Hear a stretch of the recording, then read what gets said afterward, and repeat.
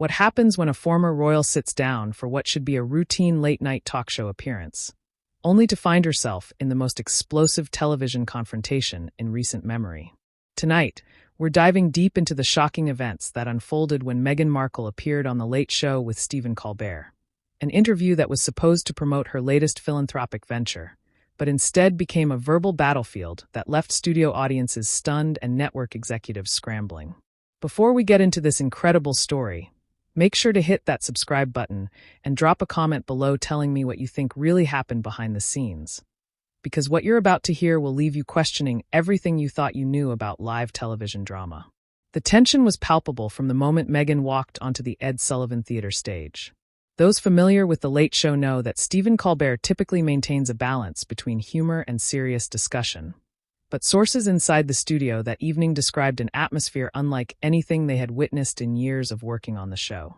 The usual pre-interview banter between host and guest was noticeably absent, replaced by what one crew member described as an icy politeness that set everyone on edge. Meghan had arrived at the theater earlier that afternoon for the standard rehearsal and technical run-through. Multiple sources confirmed that during these preliminary sessions, there were already signs that this would not be a typical celebrity interview. The planned talking points, which had been carefully coordinated between Meghan's team and the show's producers weeks in advance, seemed to shift dramatically in the hours leading up to the live taping. What was originally intended to be a light-hearted discussion about Meghan's charitable work and upcoming projects had somehow evolved into something far more contentious. The show's producers had been walking on eggshells all day. Several staff members noted that there were multiple closed-door meetings throughout the afternoon, with Meghan's publicist and legal team making demands that went far beyond the usual guest requirements. They wanted certain topics completely off-limits, specific questions pre-approved, and even requested editorial control over how certain segments would be edited. Despite the fact that The Late Show typically tapes live-to-tape with minimal editing, Stephen Colbert, known for his sharp wit and ability to handle difficult guests, seemed unusually tense during the final preparation meetings. Sources close to the production revealed that he had expressed concerns about the increasing restrictions being placed on the interview content. As someone who built his career on satirical commentary and fearless questioning, the idea of conducting a heavily sanitized interview clearly didn't sit well with him. The audience filing into the theater that evening had no idea they were about to witness television history in the making. They came expecting the usual mix of comedy, music, and celebrity chat that The Late Show is known for.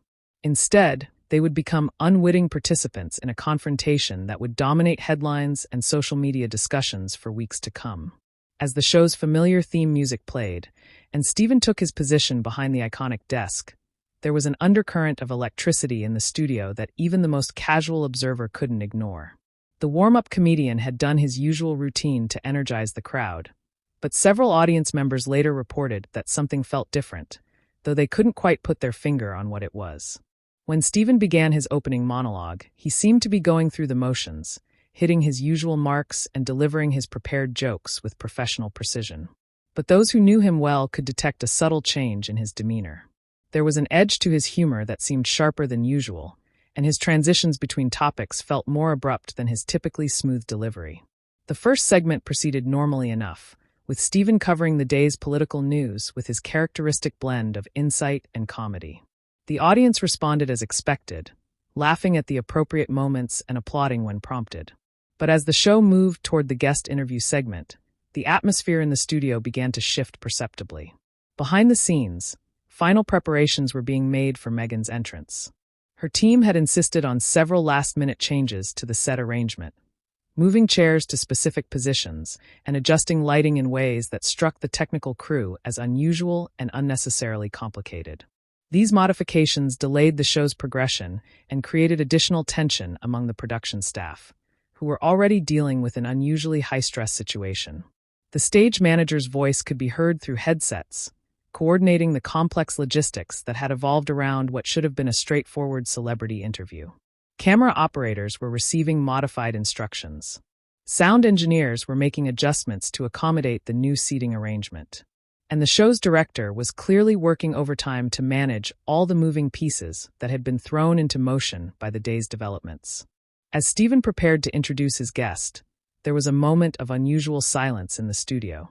The typical energy that builds before a celebrity entrance seemed muted, replaced by something that felt more like anticipation mixed with apprehension. Even the audience seemed to sense that something significant was about to unfold, though they had no way of knowing just how dramatic the next hour would become. The introduction itself was delivered with Stephen's professional polish, but careful observers noted subtle changes in his typical guest introduction style. His words were chosen more carefully than usual. His smile seemed slightly forced, and there was a tension in his voice that suggested he was preparing for something far more challenging than a routine celebrity chat. As Meghan made her entrance onto the stage, the audience erupted in the expected applause and cheers. She moved with the poise and confidence that had become her trademark, waving to the crowd and taking her seat across from Stephen with practiced grace. But even in those first moments, there were signs that this interview would be anything but ordinary. The initial pleasantries were exchanged with professional courtesy, but both host and guest seemed to be maintaining a careful distance that was unusual for the Late Show's typically warm and welcoming atmosphere. Stephen's opening questions were delivered with his characteristic charm, but there was an underlying formality that suggested both participants were very much aware they were stepping into potentially dangerous territory. The first few minutes of the interview proceeded according to the carefully negotiated script. Stephen opened with questions about Meghan's recent charitable initiatives, allowing her to discuss her work with women's empowerment and educational programs. Her responses were polished and articulate, delivered with the media training that had served her well throughout her public life. The audience responded positively, and for a brief moment, it seemed like the evening might unfold without incident. But then Stephen began to veer away from the approved talking points. His transition was so smooth that most viewers probably didn't notice the shift, but those familiar with interview dynamics could sense the subtle change in direction. Instead of moving to the next pre-planned topic, Stephen leaned back in his chair with a slight smile that didn't quite reach his eyes and asked a question that immediately changed the entire dynamic of the conversation.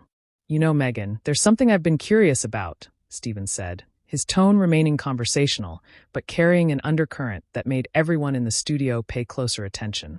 "You've spoken extensively about your commitment to authenticity and truth-telling, but there seems to be some disconnect between public statements and documented facts in several instances. How do you reconcile that?" The question hung in the air for what felt like an eternity. Meghan's practiced smile faltered for just a fraction of a second before she recovered her composure. But that brief moment was enough to signal that the carefully constructed facade was beginning to crack. Her response was measured, but there was a defensive edge that hadn't been present in her earlier answers. "I think that's a rather loaded question, Stephen," she replied, her voice maintaining its pleasant tone, but with a steel underneath that hadn't been there moments before. "I've always been committed to speaking my truth, and I think anyone who suggests otherwise might want to examine their own motivations for questioning that commitment." The audience shifted uncomfortably in their seats. This wasn't the lighthearted banter they had come to expect from late show interviews. Stephen, however, seemed energized by the pushback. His journalist instincts, honed during years of political commentary and hard-hitting interviews, were clearly kicking in. "But that's exactly what I'm getting at," Stephen continued, leaning forward slightly. "The phrase 'my truth' is interesting because it suggests there might be multiple versions of the same events. When you made certain claims about your experiences, and then documentation emerged that seemed to contradict those claims, how do you explain that discrepancy?" Meghan's posture stiffened visibly. The transformation was remarkable to witness. Sources later reported the composed, media-savvy personality that had walked onto the stage was being replaced by someone who was clearly not accustomed to being challenged so directly in a public forum. "I find it concerning that you would come at me with this kind of aggressive questioning," Meghan responded, her voice rising slightly. "This feels more like an ambush than an interview. I was told we would be discussing my charitable work and future projects, not relitigating past events that have been thoroughly addressed." The studio fell into an uncomfortable silence. Even the camera operators seemed to be holding their breath as they captured what was clearly becoming a confrontation rather than a conversation. Stephen, to his credit, maintained his professional demeanor, but there was a determination in his expression that suggested he had no intention of backing down. "I appreciate that you might feel blindsided," Stephen said, his voice remaining calm but firm. "But I think our audience deserves to have these questions addressed. You've built a public platform based on your personal narrative. And when elements of that narrative come into question, it's fair game for discussion. That's how journalism works. Journalism. Meghan's voice now carried a note of incredulity that was impossible to miss. Is that what you call this? Because it feels more like a hit job to me. I've been nothing but gracious in accepting your invitation to appear on this show, and this is how you repay that courtesy. The tension in the studio was now so thick, it was almost tangible. Audience members were looking around at each other with confused expressions, clearly unsure of how to react to what they were witnessing. The show's producers, watching from the control room, were facing a dilemma that no amount of experience could have prepared them for. Stephen's response was measured but pointed. I think there's a difference between courtesy and accountability. When public figures make claims that impact public discourse, those claims should be subject to scrutiny. That's not a personal attack. It's basic journalistic responsibility. Journalistic responsibility.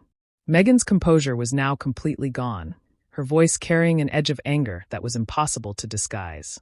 You're hiding behind journalism to justify what amounts to a character assassination. I came here in good faith to discuss important work that I'm doing to make a positive difference in the world. And instead, you're trying to drag me through some kind of public trial. The escalation was happening so quickly that even seasoned television professionals were struggling to keep up. What had started as a standard celebrity interview was rapidly devolving into something unprecedented in late-night television history.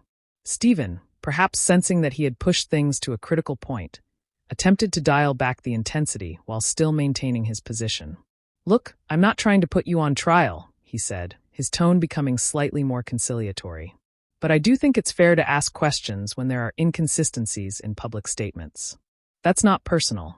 It's just holding public figures to the same standard we would hold anyone else who chooses to be in the spotlight. But Meghan was beyond the point of accepting any olive branch. Her media training, which had served her well through countless interviews and public appearances, seemed to have completely abandoned her in this moment of high-pressure confrontation. The same standard, she fired back, her voice now carrying a tone that made everyone in the studio acutely uncomfortable.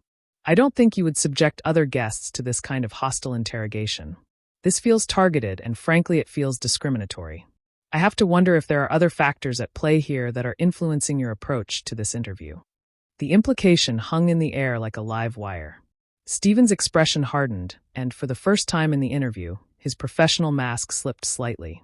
The suggestion that his questioning was motivated by anything other than journalistic integrity was clearly a line that he was not prepared to let slide.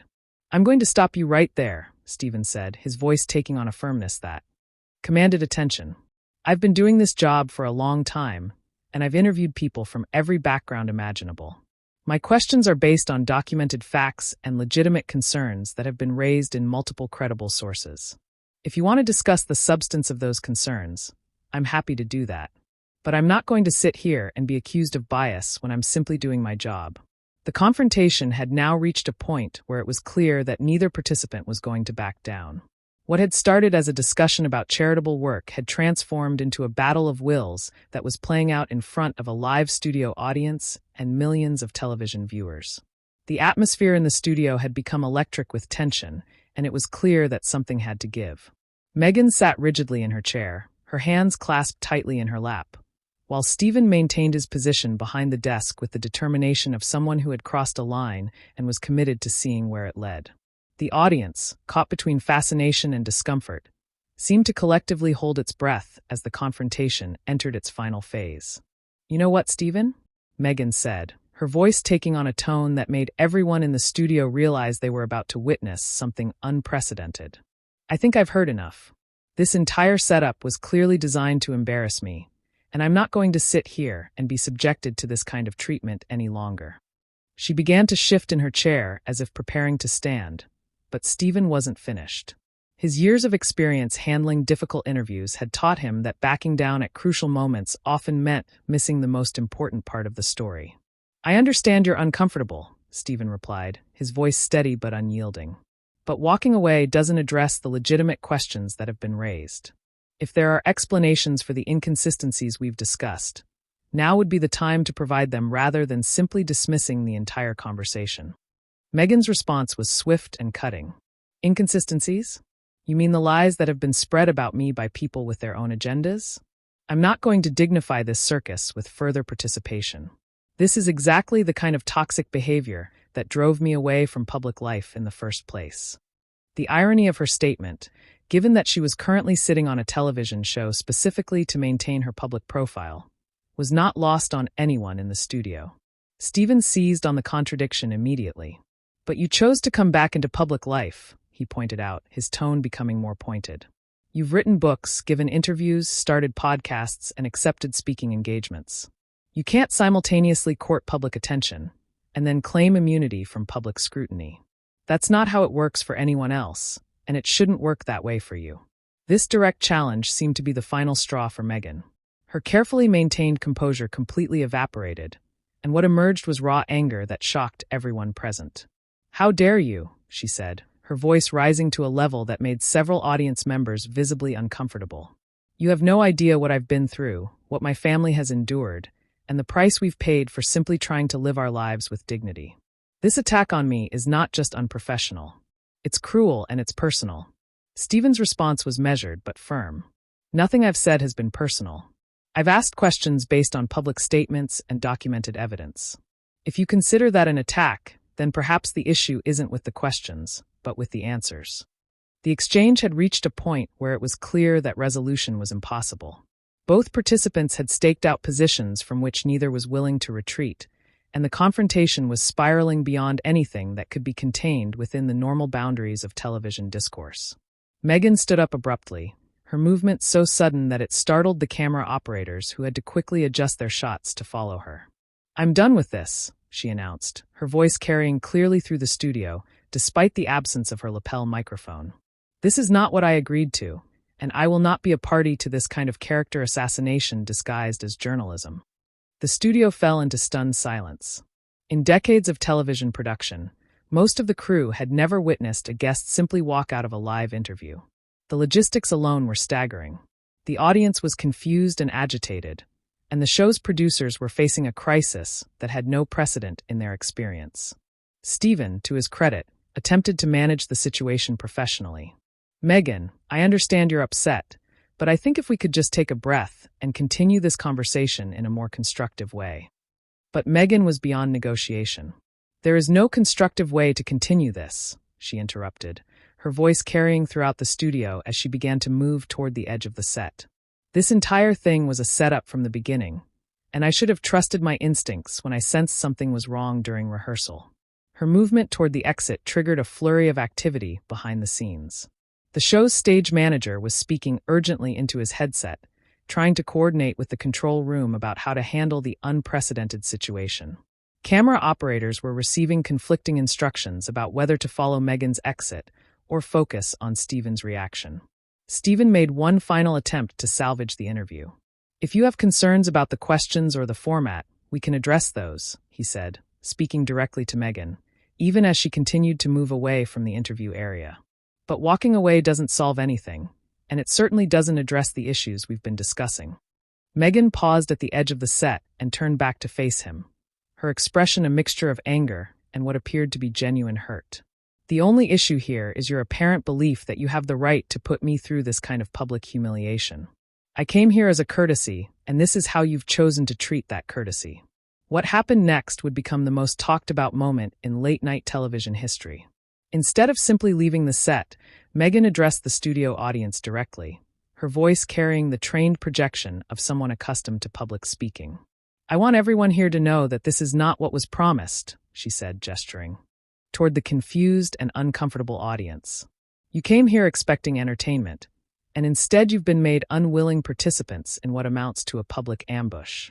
This is not representative of the kind of respectful discourse that should characterize public media." The audience's reaction was mixed and uncertain. Some people began to applaud, though whether in support of Meghan or simply in response to her direct address was unclear. Others remained silent, clearly unsure of how to process what they were witnessing. Stephen, faced with a situation that was rapidly spinning beyond any hope of control, made the decision that would define the rest of the evening. Standing up from behind his desk, he addressed both Meghan and the audience with the kind of directness that had made him a respected figure in television journalism. "I respect your right to leave if you feel uncomfortable," he said, his voice carrying clearly through the studio. But I also have a responsibility to my audience and to the principles of honest journalism. The questions I asked were legitimate, and they were based on information that is already in the public domain. If that makes you uncomfortable, I understand, but I won't apologize for doing my job. This final statement seemed to crystallize the entire confrontation into a single moment of absolute clarity. Meghan, now clearly committed to her exit, delivered her parting words with the kind of dramatic finality that would ensure this moment would be replayed endlessly on social media and news programs. "Your job," she said, her voice carrying a note of disdain that made everyone in the studio wheeze. "If this is what you call journalism, then journalism is dead. I came here in good faith, and I'm leaving with my integrity intact, which is more than I can say for this show." With that, she walked off the set, leaving behind a studio full of stunned audience members, bewildered crew members, and one very determined talk show host who had just presided over the most explosive interview in late-night television history. The aftermath in the studio was unlike anything anyone present had ever experienced. Stephen, left alone at his desk with cameras still rolling and an audience that didn't know whether to laugh, applaud, or simply sit in shocked silence, had to make split-second decisions about how to proceed with the remainder of the show. What you've just heard is the complete account of one of the most dramatic confrontations in television history. A clash between two strong-willed personalities that escalated beyond anything either participant could have anticipated. The reverberations from this explosive interview would continue for weeks, but the raw drama of that evening in the Ed Sullivan Theater will be remembered as a defining moment in both careers. Make sure to subscribe to the channel for more incredible behind-the-scenes stories like this one. And drop a comment below telling me what you think was the real turning point in this confrontation. Was it Stephen's decision to go off script? Or was Meghan's reaction more dramatic than the situation warranted?